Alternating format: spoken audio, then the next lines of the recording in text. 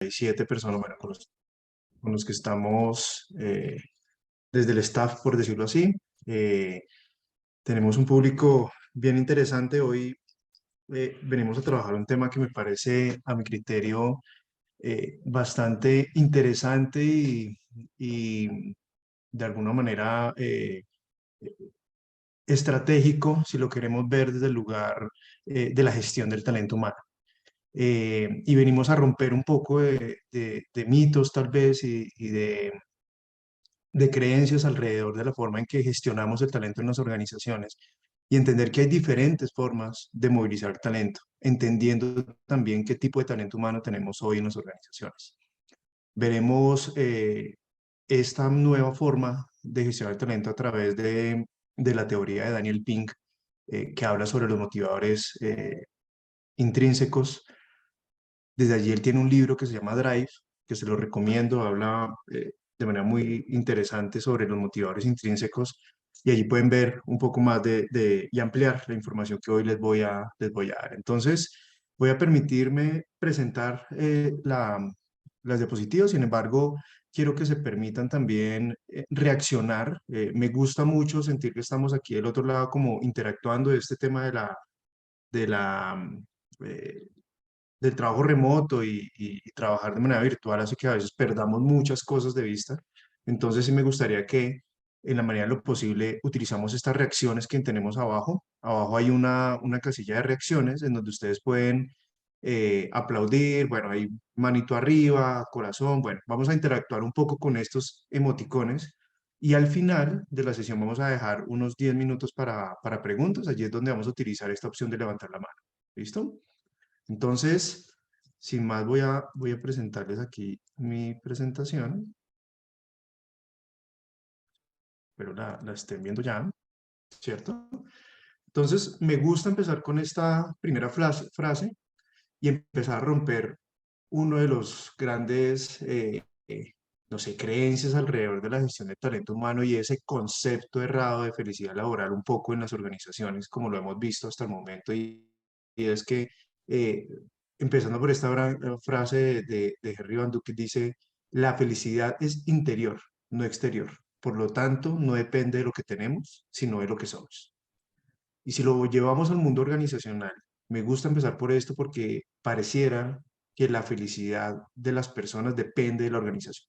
Y como trabajadores, estamos siempre pidiendo que la organización sea quien cubra mis demandas de felicidad, ¿no? Mis demandas de motivación. Pero creo que es importante empezar a romper con esto porque la felicidad, de nuevo, no depende de terceros. Y ahí es donde entramos a trabajar un poco de la motivación intrínseca y entender que la felicidad no está afuera, la felicidad está dentro. Pero cómo desde las organizaciones les ayudamos a las personas a encontrar este camino. Cómo desde las organizaciones empezamos a movilizar a las personas de los motivadores extrínsecos, porque normalmente, ¿qué hacemos dentro de las organizaciones? Dentro de las organizaciones empezamos a mover un montón de cosas a nivel extrínseco y empezamos a entender que hay dos formas de hacerlo, ¿no? Y los que de pronto aquí me acompañan y son psicólogos, de alguna manera sabemos que hay dos tipos de motivaciones y una motivación extrínseca, una motivación intrínseca, una motivación que está en los factores externos y una motivación que encuentras dentro de ti, encuentras dentro de tus habilidades, creencias, bueno, un montón de temas que tenemos internamente. Entonces, ¿qué dice Daniel Pink un poco y para llevar un poco el contexto de la diferencia entre lo extrínseco y lo intrínseco? Y es que podemos entender que dentro de las organizaciones normalmente nos movemos desde esta motivación extrínseca. ¿Qué tenemos? Tenemos, por ejemplo, creo que todos acá hemos trabajado o los que lideran hoy áreas de talento humano movilizan un montón de beneficios. Uno de ellos es el bono por resultados, ¿no? Todos conocemos esta opción de tener bonos por resultados y hemos dicho siempre que los bonos por resultados están claramente atados a resultados, ¿no? ¿Qué pasa con las organizaciones que año tras año generan el bono, ¿no? Se presentan los resultados, se genera el bono, ¿no? 2, 3 años. ¿Qué pasa si al cuarto año, al quinto año no se presentan los resultados y no hay bono? Pues las personas de alguna manera se desmotivan, ¿no? Y eso genera un ruido interno bastante fuerte.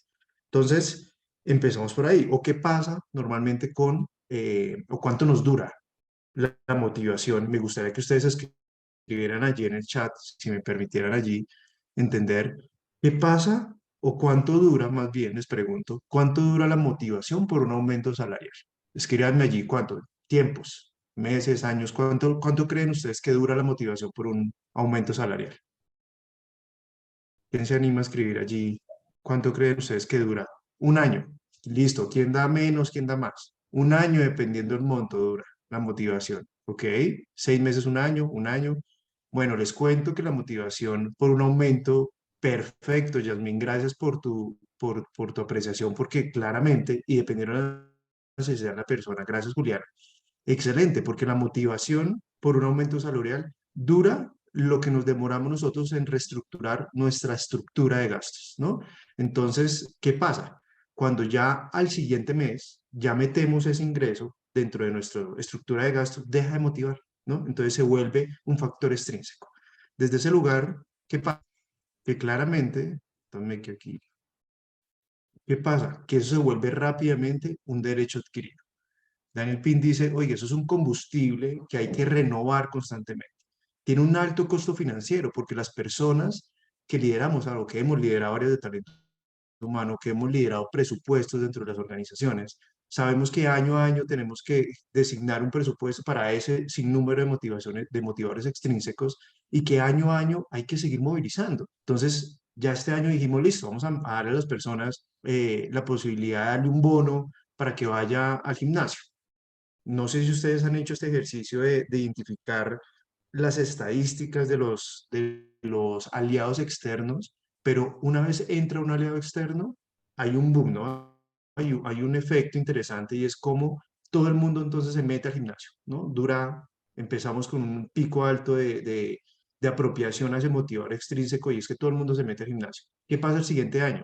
La curva ya no es igual, ya no tenemos un gran número de personas metidas en ese beneficio, entonces decimos, hay que tener algo más, ¿no? Entonces nos inventamos otra cosa, y es que vamos a darle a la gente de pronto una bonificación o un auxilio educativo. Lo mismo, pasa igual, empieza un pico donde la gente pide auxilios educativos y después se estabiliza y ya tenemos poca gente utilizando los multi. ¿Por qué?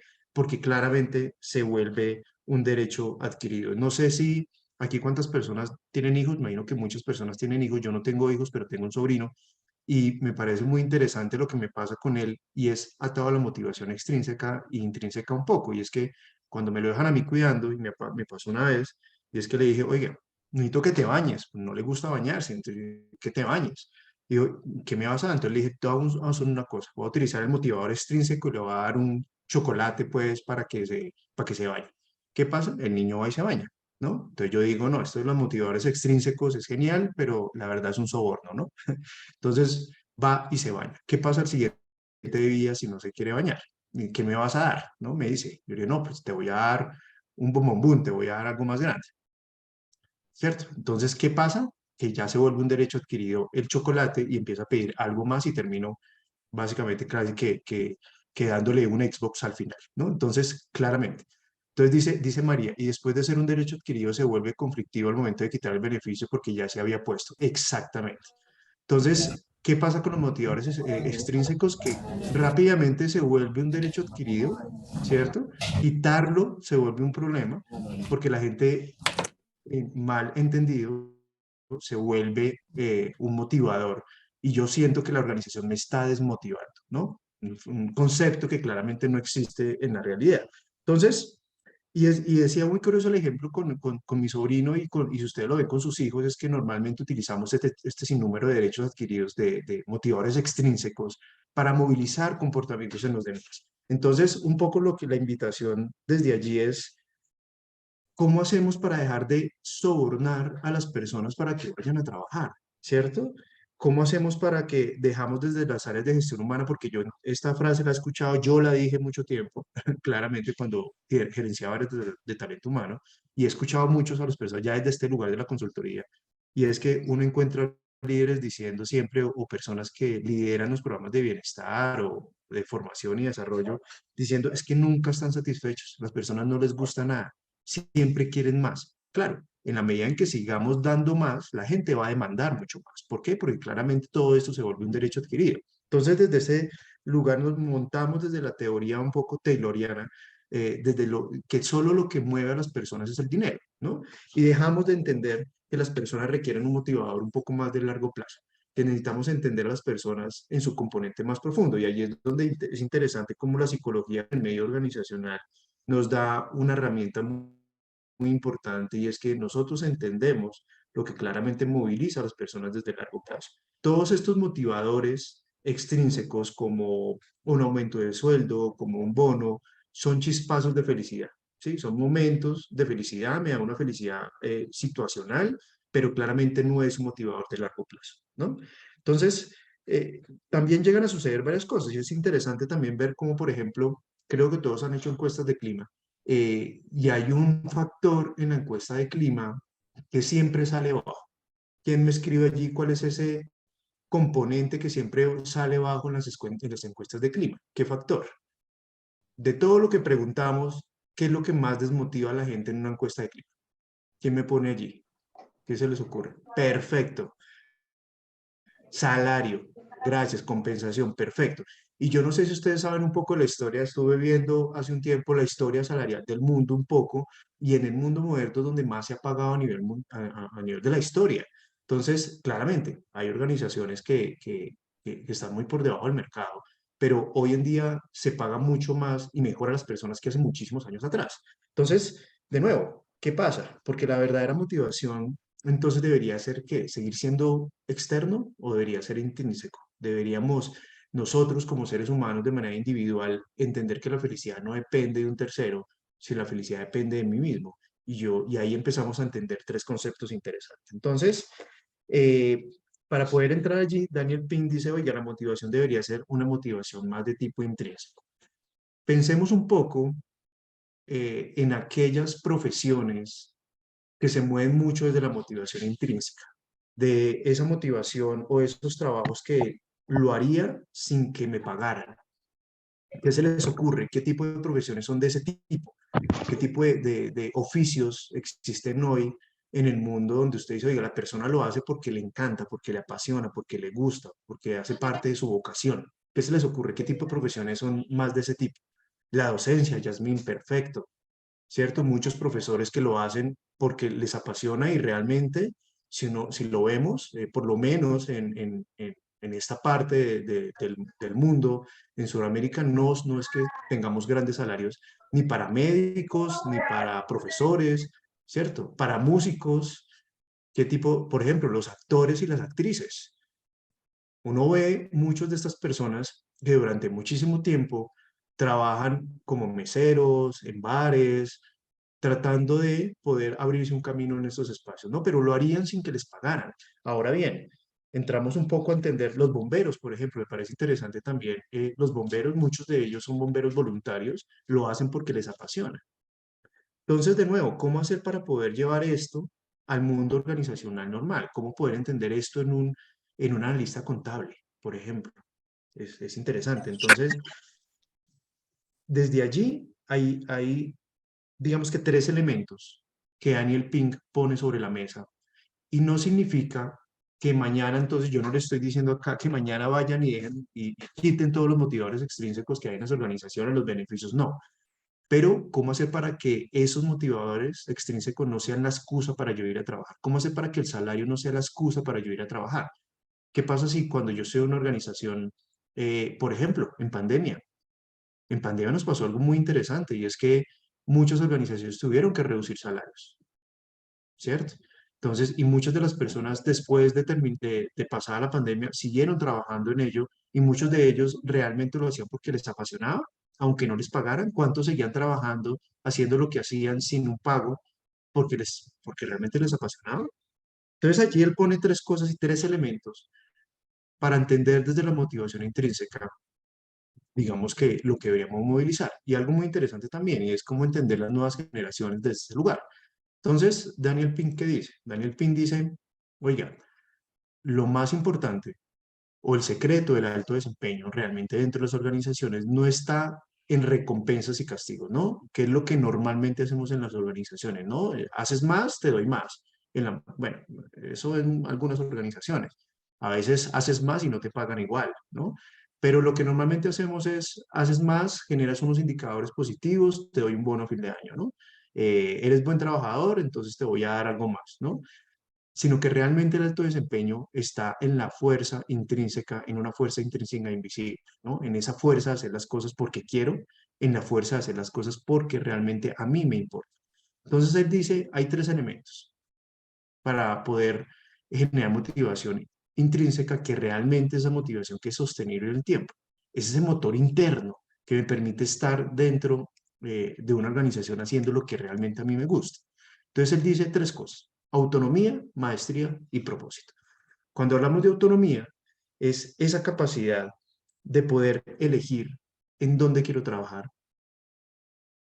en qué horario quiero trabajar, con qué metodología quiero trabajar, ¿cierto? Entonces, hoy en día tenemos varias prácticas de autonomía, como por ejemplo el horario flexible, el trabajo híbrido que tenemos hoy gracias a la pandemia, se aceleró un poco estas prácticas, ¿cierto? De autonomía, porque la gente demanda mayor autonomía. Y lo más curioso es que hemos venido perdiendo autonomía desde pequeño. Yo no sé si ustedes se acuerdan un poco lo que pasaba en el colegio, ¿cierto? Pero en el colegio uno no podía elegir ni cómo quería vestirse, incluso yo estudié en un colegio militar varios años y no podía peinarme como yo quería, sino tenía que tener un corte específico, ¿cierto? No podía ponerme los tenis que yo quería, ¿cierto? No podía hacerme donde yo quisiera, no, todo es una pérdida de autonomía que tenemos desde pequeños, ¿no? Entonces, es interesante cómo perdemos autonomía desde pequeños.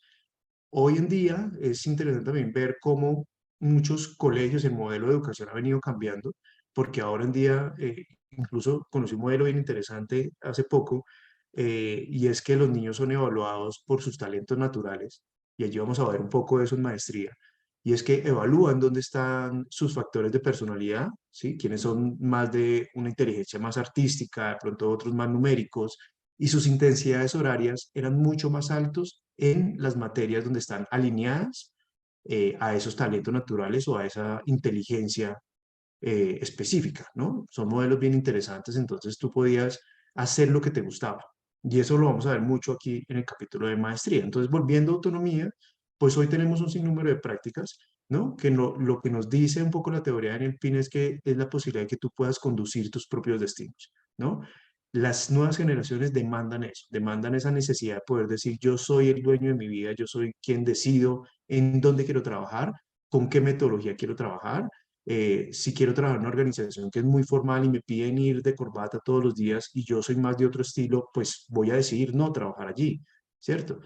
Dependiendo mucho también, incluso en un proceso de selección, y no sé si les ha pasado, sé que hay personas aquí que trabajan en áreas de selección, pero no sé si les ha pasado, a mí me pasó hace un tiempo, y es que en un proceso de Headhunter encontramos una persona de un cargo muy alto en temas de marketing, y la persona en una entrevista nos dijo, nos preguntó, por ejemplo, que cuál era el propósito de la organización para reducir la huella de carbono. La persona de la empresa no supo ni qué responder y ella le dijo, no, sabes que yo no entro a esta organización porque si no tienen eso claro no van en línea conmigo. Y desistió del proceso, un cargo muy alto. Después de haber atravesado un montón de entrevistas y un montón de cosas, dijo, yo no me alineo con esta organización y dejo el proceso acá. Algo muy interesante y yo creo que hacia allá vamos. Entonces, poder entender cómo desde la organización también nos alineamos al talento humano que queremos traer a la organización. Eso es muy interesante y ver el tema de la autonomía, ¿no? Cuando entramos a, a maestría, maestría en Daniel Pin nos dice, oiga, es la posibilidad de que yo dentro de la organización, justo lo que yo hago, justo lo que yo tengo que hacer, tiene que ver con eso que yo hago muy bien.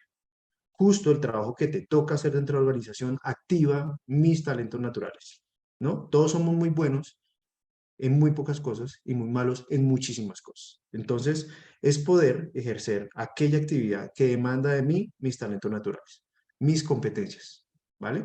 Y desde allí entra un modelo como el modelo de gestión por competencias y vamos a ver un poco desde allí cómo se aterriza eso en un espacio más adelante. Propósito es el último componente y propósito nos habla de que lo que hago me trasciende, ¿no? Lo que hago es más grande que yo mismo, es esa posibilidad de poder entender cómo lo que yo hago trasciende mi individualidad, genero una huella en el mundo, ¿cierto? Me pregunto el por qué estoy y el para qué estoy en este mundo, ¿no? Ese sentido de propósito, ese sentido de entender en dónde estoy y para dónde voy, ¿no? Las nuevas generaciones hoy en día se están haciendo preguntas diferentes. Creo yo que incluso la pandemia nos llevó a ser un poco más emocionales en ese sentido y nos hizo estas preguntas. Muchas personas, y eso es algo que yo viví mucho en pandemia en ese tema de la consultoría, y es que, y en mentorías más que todo, y en procesos de coaching, las personas se hacían preguntas diferentes. Se empezaron a preguntar si realmente lo que hacían dentro de la organización todos los días en esa misma rutina era lo que iban a querer para siempre. Si efectivamente todo eso que hacían como hobby, por de alguna manera, y su trabajo en algún momento se unía, ¿sí? Cómo mi vocación y mi fuente de ingresos se unen. Si eso está en un mismo lugar, seré feliz, ¿no? Eso es lo que un poco habla de la motivación intrínseca y es lograr que mi vocación y mi fuente de ingresos estén en el mismo lugar. Entonces, la pregunta es, ¿tenemos hoy mi vocación, eso que hago muy bien, atado a mi fuente de ingresos? ¿No? Eso es lo que realmente hace que mi motivación intrínseca se eleve. Entonces, cuando hablamos de motivación intrínseca, es claramente trabajar en lo que me gusta, ¿no? Las nuevas generaciones, de nuevo, hoy están haciendo preguntas diferentes, hoy están queriendo hacer cosas diferentes en sus trabajos. Entonces, creo que nos va a llevar a un mundo diferente. Ahora bien, la pregunta es, si ustedes se preguntarán, pues esto suena muy bonito, la teoría está muy chévere, pero ¿cómo hacer que movilicemos esos tres conceptos, ¿no? ¿Cómo movilizar la autonomía, la maestría y el propósito dentro de las organizaciones? ¿Cómo yo, como líder de área de talento humano, cómo yo, líder de un proceso de formación, de desarrollo, de bienestar, de gestión de talento humano, logro que esto se movilice en la organización? ¿Mm? ¿Por qué? Porque es que es más fácil, normalmente, darle dinero a la gente que lograr que la gente sienta estas tres cosas, ¿no? Que lograr que la gente trabaje desde su vocación. Es mucho más fácil generar un bono de fin de año, es mucho más fácil generar una alianza con un tercero, es mucho más fácil crearse un programa no sé, de incentivos, un programa de auxilios educativos, ¿no? Que lograr movilizar estas tres cosas, ¿no? Esto requiere un poco más de gestión desde el área de talento humano y como organización, porque no es una responsabilidad de las áreas de talento humano. Incluso ustedes se preguntarán, o les pregunto más bien a ustedes, ¿quién será el responsable dentro de la organización de movilizar los factores extrínsecos? ¿Qué me dicen ustedes ahí en el chat? ¿Quién será? ¿Hay un área responsable? ¿Unas personas responsables? ¿Un rol responsable? ¿Ustedes quiénes creen que serán los llamados a movilizar estos motivadores intrínsecos, perdón? Los jefes directos. Gracias, Yasmin. Perfecto. ¿Y serán que nuestros líderes están entrenados para esto? Claramente no. Nuestros líderes aún les falta mucho para poder movilizarse a esto. Por eso es importante trabajar sobre el liderazgo auténtico, trabajar sobre el liderazgo un poco más emocional, ¿no?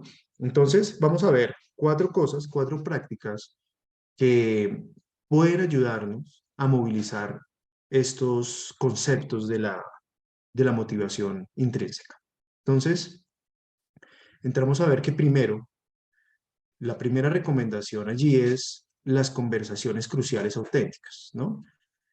Normalmente en las organizaciones estamos muy acostumbrados a hablar de la gente, ¿no? De lo bien que lo hacen, de lo mal que lo hacen, ¿cierto? Desde las grandes juntas y desde los roles del liderazgo, la conversación que tiene el líder con área de gestión humana, es siempre hablando un poco desde lo mal que lo hace su gente, cómo hacer para prescindir de alguien, ¿cierto? Entonces lo primero que yo propongo desde allí es tener conversaciones donde dejemos de hablar de la gente y empecemos a tener conversaciones donde hablemos con la gente, ¿no?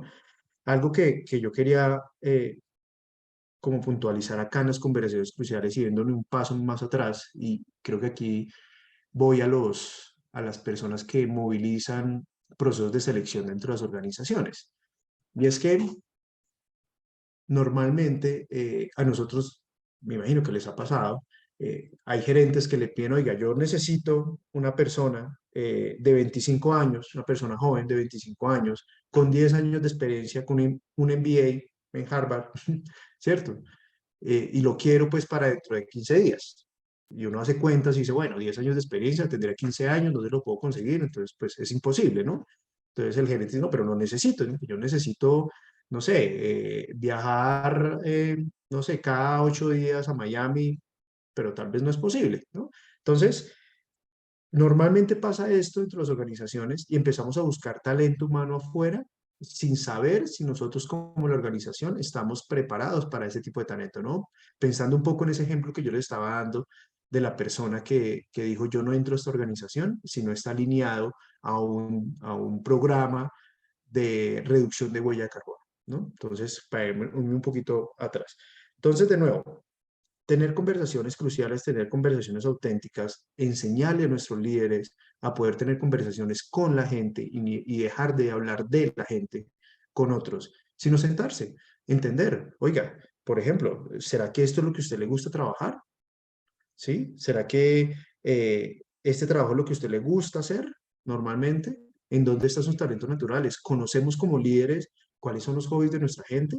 Posiblemente allí, en eso que hace por fuera de la organización, encontremos su talento natural, ¿no? Entonces, y aquí algo muy importante es una pregunta que yo le hago normalmente a la gente en estos auditorios, en las conferencias, y es, eh, del 100% de cosas que ustedes hacen en la semana, en un mes, ¿cuántas de esas en un porcentaje? ¿Cuántas de esas son cosas que les gusta hacer? Pensemos en su trabajo normalmente. Del 100% de las cosas que ustedes hacen en su trabajo, qué porcentaje es el que ustedes dicen, oiga, me encanta esto? ¿Sí? No sé, el 50, el 30, el 40, el 80, el 90. Son cosas que a ustedes les gustan. ¿Qué pondrían allí en el chat? Digo, oiga, el tanto por ciento de las cosas que hago son cosas que me encantan, que me gustan, que me fascinan. Escríbame allí en el chat cuánto es ese porcentaje. 80%, bien, Jennifer, 80% me encanta lo que hace, entre el 90 y el, perfecto, el 70%, 60, 90, 80, bueno, excelente. Normalmente los porcentajes son más bajos. Entonces, algo sí es muy importante y es que lograr que lleguemos al 100% de cosas que nos gustan es una utopía, un poco desde allí, ¿no? Normalmente dentro de los roles que hacemos en nuestros trabajos, siempre hay un porcentaje o algunas cosas o algunos roles, funciones de cosas que no nos gustan, ¿no? Desde el área de talento humano yo les puedo decir, en mi experiencia, me encantaba todo lo que hacía, pero oiga, los procesos disciplinarios era una cosa que yo detestaba. Tener que hablar de temas legales, hacer un proceso de despido, eran temas que a mí no me gustaban. Menos mal era un porcentaje pequeño de lo que tocaba hacer en una organización. En otra organización me la pasaba haciendo procesos disciplinarios. Entonces ahí es donde el Pareto cambia, ¿no? Ya el 80% de las cosas que hacía no me gustaban y el 20% me gustaban. Entonces, ¿qué pasa cuando es así? Cuando es al revés. Piensen ustedes qué pasa cuando el 80% son cosas que no les gustan y el 20% son cosas que sí les gustan. ¿Cómo financiamos ese porcentaje que no nos gustan, ¿cierto? Para sopesar un poco esa llamada felicidad en la organización. ¿Con qué lo reemplazamos? Pidiendo el bono, pidiendo el beneficio, solicitando aumento salarial, que quiero empanaditas a la hora del descanso, que quisiera que me dieran tinto gratis, que hubiera un dispensador de comidas, porque algo interesante que pasa con el ser humano es que buscamos normalmente satisfacción externa cuando no encontramos la motivación interna. Y eso pasa no solamente en el mundo organizacional. Piensen ustedes en su vida personal. Cuando hay algo que no les gusta, salimos a buscar factores extrínsecos para poder sopesar la motivación intrínseca que nos hace falta, ¿no? Entonces, los hombres salimos a buscar artículos de tecnología y a comprar cosas de este tipo, las mujeres de pronto salen a comprar zapatos, bolsos, para poder sopesar un poco la motivación intrínseca que no estoy recibiendo, que no estoy teniendo, ¿no? Que siento que algo me hace falta, ¿no? Entonces pedimos un montón de cosas a la organización porque creemos de nuevo el concepto errado de que la organización debe solucionar mi felicidad, ¿no? Pero claramente soy yo el que debo hacerme las preguntas correctas y entender si lo que yo decidí estudiar, por ejemplo, está atado a mis talentos naturales, ¿no? Si realmente es así. Entonces, volviendo al tema del ejemplo del 80 al 90% de las cosas que sí me gustan, normalmente deberíamos tirar como un Pareto entre el 80-20, 80 de cosas que me gustan y 20 de cosas que no me gustan. Y les hago esta pregunta a ustedes, y es, Si hoy se ganaban el baloto, yo no sé hoy el baloto en cuánto está, 3.000 millones de pesos, no tengo ni idea. Si hoy se ganaban el baloto, ¿mañana irían a trabajar? ¿Quiénes dicen que sí? Álcenme ahí, reacciónenme con una manito arriba o con un corazoncito. ¿Cuántos de ustedes sí irían a trabajar mañana?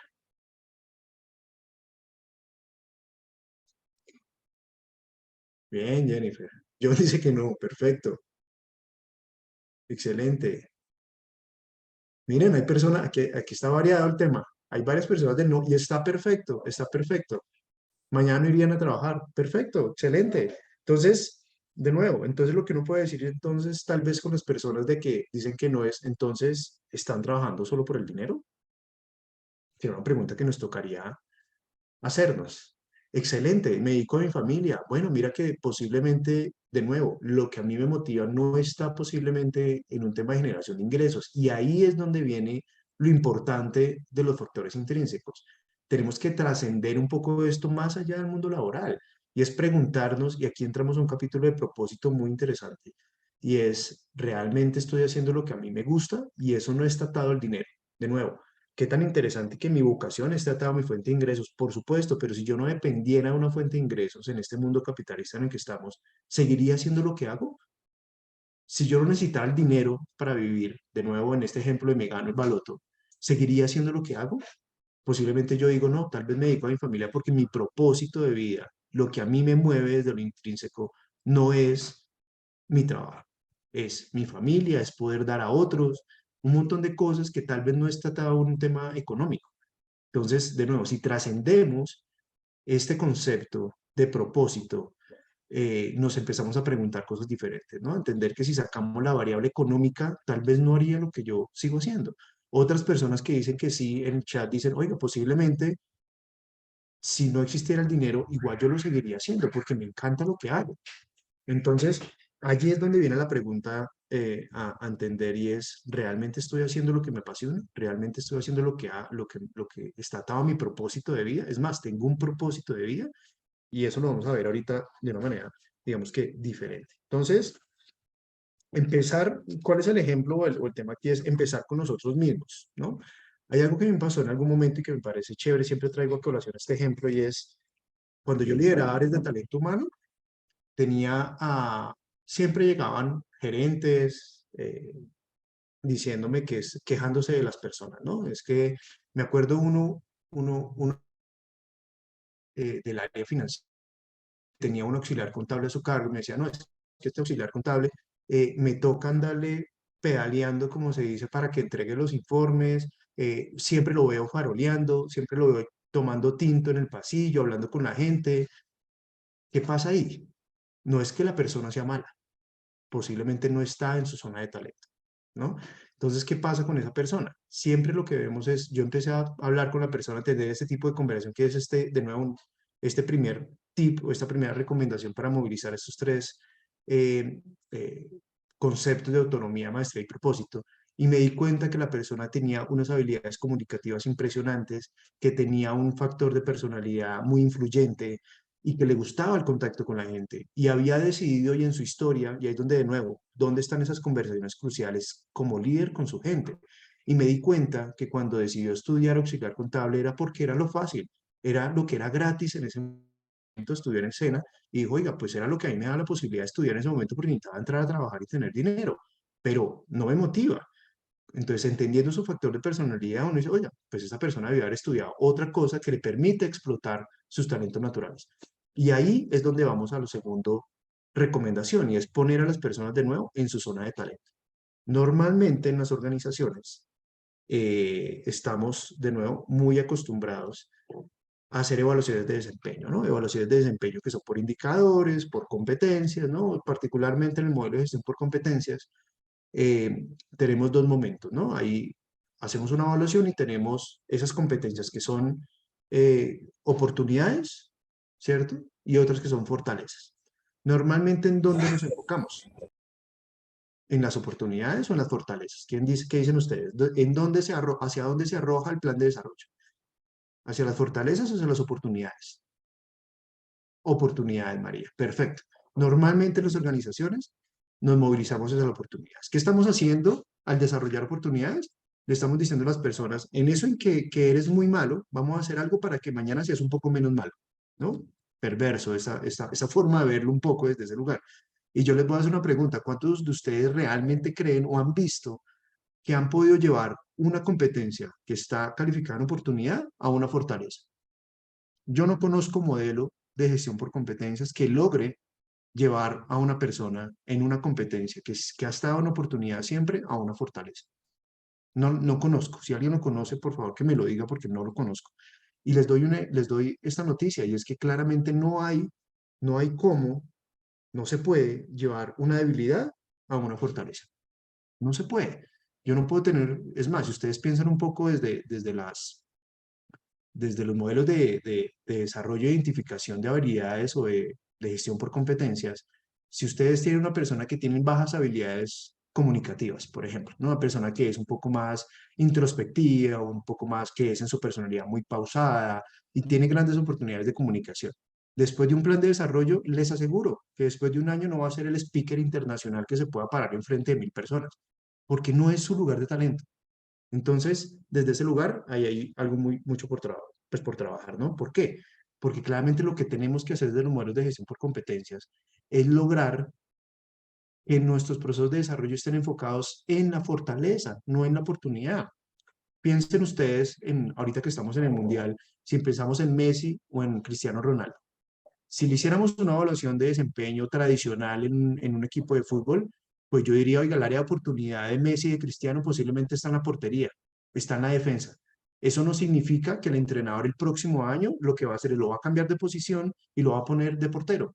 Eso no pasa. ¿Qué es lo que sí sucede? Que claramente hago que todo el equipo desarrolle su fortaleza, que es meter goles, ¿no? Entonces, eso es lo que deberíamos hacer en la organización, tener un modelo similar a lo que sucede en el fútbol. Y es que si yo identifico cuál es su talento natural, lograr desarrollar todo un plan de desarrollo, todo un plan de gestión de talento alrededor de las fortalezas de las personas y lograr que las oportunidades lleguen a un nivel que yo siempre digo es un nivel de dignidad. O sea, que no se note es malo en eso. Entonces, poder llevar a esas competencias que son oportunidades a un nivel funcional, un nivel que funcione, que logre desarrollarme ahí, que no se note que soy malo, pero no va a ser mi fortaleza nunca, lo va a lograr ser. Pero en lo que yo soy muy bueno, cada vez voy a ser mejor, ¿no? Eso es algo muy interesante. Entonces, ya para poder terminar con nosotros últimos dos tips, importante es incentivar la diversión en el trabajo y dejar de motivar factores externos, extrínsecos, perdón. Y es, en la incentivar la diversión en el trabajo es, nosotros en las organizaciones, y en el modelo anterior, si ustedes piensan en su modelo educativo, ¿cuál era el mejor alumno? ¿No? El que guardaba silencio, el que estaba quieto, el que no hablaba con el compañero, ¿cierto? El que era juiciosito, ¿no? Salimos al mundo organizacional y entonces ahí sí te piden que seas coworking, que seas, que trabajes en red, que trabajes colaborativamente, ¿no? Pero si venías en un modelo educativo diferente, ¿no? Entonces, hay que incentivar la diversión en el trabajo. Cuando las personas se sienten cómodas, tranquilas en su zona de talento, pues tienden a ser mejores o a desarrollar mejores habilidades, ¿no? Y por último, de nuevo, dejar de movilizar factores extrínsecos. Y desde allí quiero irme a este último capítulo rápidamente.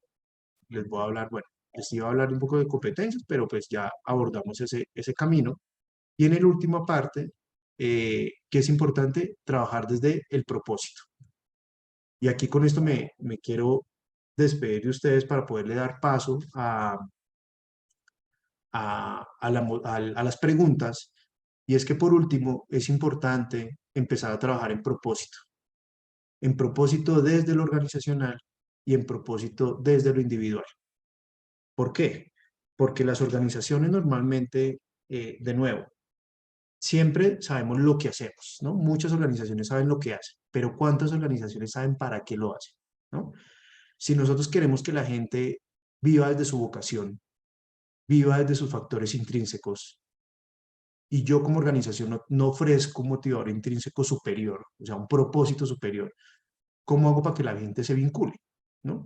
Y ahí es donde la invitación quiero hacerles y es poder vincularlos a un taller en donde pudiéramos hacer un ejercicio de identificación de propósito individual. ¿cierto? Donde podamos tener un propósito individual, donde cómo hacer para que las personas encuentren un propósito individual, cómo hacer desde la organización para lograr crear un modelo de gestión del talento enfocado a propósito. ¿Y por qué propósito? Porque propósito para mí es el punto superior, porque propósito es aquello que logra que las personas se vinculen con la organización, ¿no?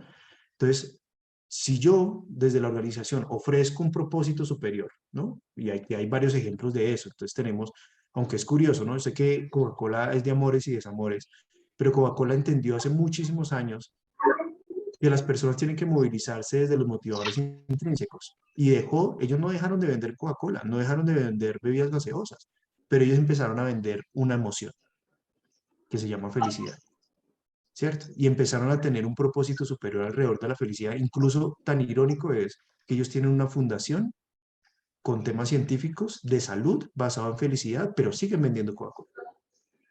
Entonces muchas organizaciones tienen propósitos como Google, como Disney, como Nike, como Samsung. Aquí hay unos ejemplos de los propósitos superiores de las organizaciones y esa es una invitación, ¿no? Levantar un propósito organizacional, pero sobre todo, más allá de ello, cómo lograr tener un descubrimiento de propósito para las personas. ¿Listo? Entonces, esa sería nuestra invitación. Margarita, no sé si desde allí pudiéramos hablar un poco de ello, pero sería interesante podernos reunir y trabajar sobre el descubrimiento de propósito y cómo el propósito nos puede llevar a tener un modelo de desarrollo de talento basado en esto, basado en propósito y desde los motivadores intrínsecos. Entonces me gustaría escucharlos, si hay preguntas, por favor levántenos la mano y aclaramos preguntas.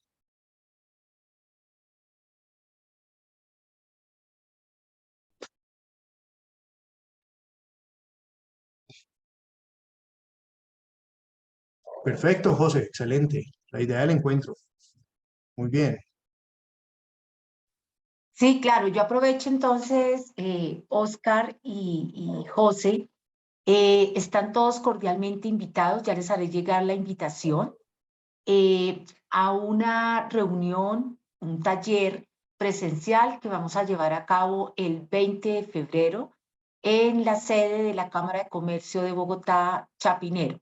Ya les haré llegar la invitación, son cupos limitados, entonces las personas que se inscriban, pues realmente para que asistan. Y como dice Oscar Javier, vamos a trabajar este tema del propósito desde, digamos, el área de talento, cómo trabajar el propósito en los colaboradores de la organización.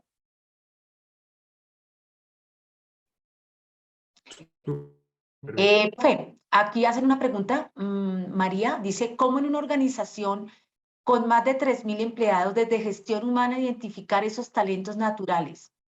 Bueno, María, pues de lo que nosotros o lo que yo he hecho con empresas muy grandes es movilizar un modelo de gestión por competencias, pero un poco más evolucionado.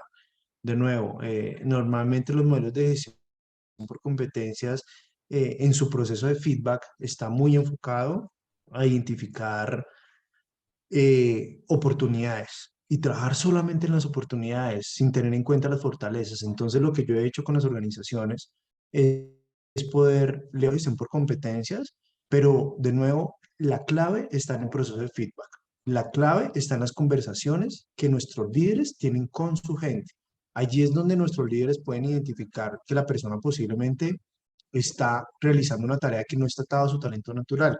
Entonces, por ejemplo, tenemos un modelo de gestión por competencias, volviendo al ejemplo del auxiliar contable, preciso, el de allí, y nos damos cuenta que, claro, digamos que él debería tener mejores puntuaciones en su habilidad numérica, ¿cierto? En atención al detalle, de pronto en esas competencias que son muy de ese rol. Pero resulta que esas competencias son su oportunidad y su fortaleza está en la comunicación, en la capacidad de relacionarse, en el trabajo en red. Entonces decimos, venga, y empezamos a trabajar en sus oportunidades, ¿no? En decirle a la persona, trabaje su capacidad analítica, su capacidad numérica, eso le va a costar muchísimo y estamos desconociendo que la persona tiene unos talentos naturales con unas puntuaciones muy fuertes que posiblemente no se atan a su rol. Y queremos meter a la fuerza a las personas en sus roles para hacerlas mejor. Y allí también es importante y pareciera que prescindir de una persona en la organización es algo malo, a veces es algo muy bueno, porque a veces las personas necesitan ese momento de descubrimiento y entender que posiblemente lo que decidieron estudiar y lo que decidieron hacer no está atado a sus talentos naturales y puede brillar haciendo otras cosas.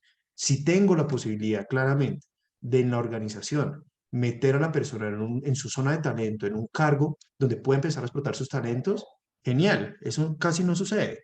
Entonces, normalmente las personas en un proceso, y incluso esto es muy chévere y lo vamos a ver en ese taller que está diciendo Margarita, y es que a mí que me ha sucedido en mi experiencia personal, cuando empezamos a trabajar programas de propósito en la organización, las mismas personas se dan cuenta que están en el lugar equivocado.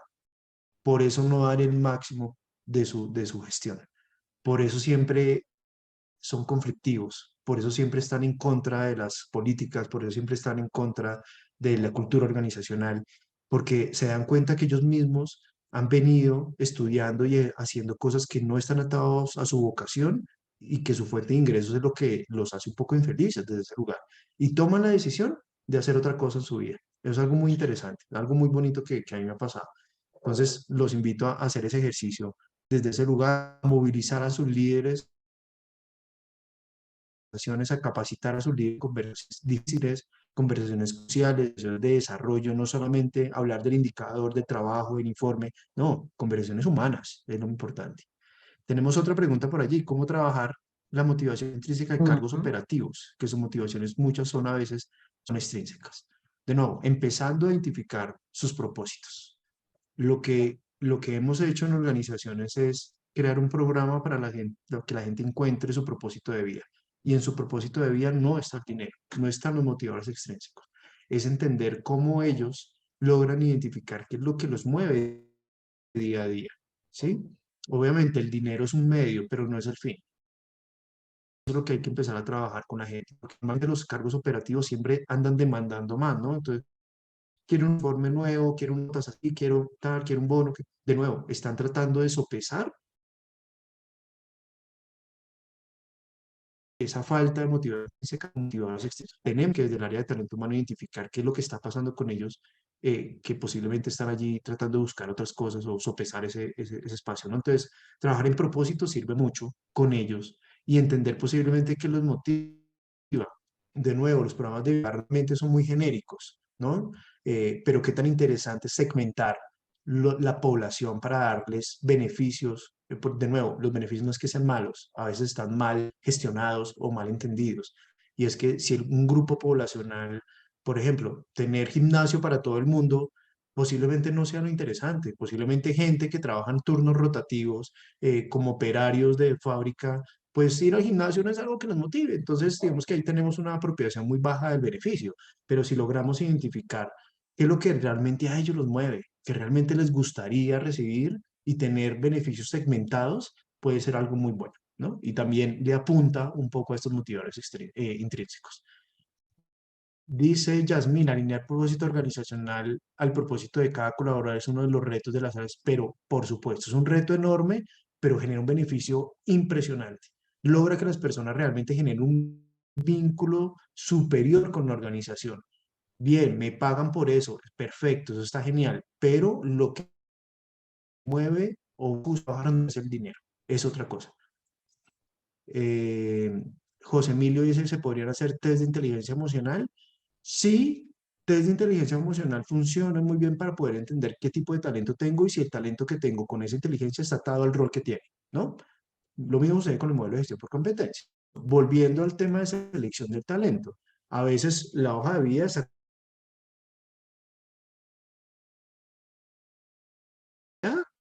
a persona. Entonces, el comité de selección dice, oiga, posiblemente esta persona lo que hizo de su vida, lo que viene a trabajar acá, no está atado a su talento natural, no está atado a sus factores de personalidad.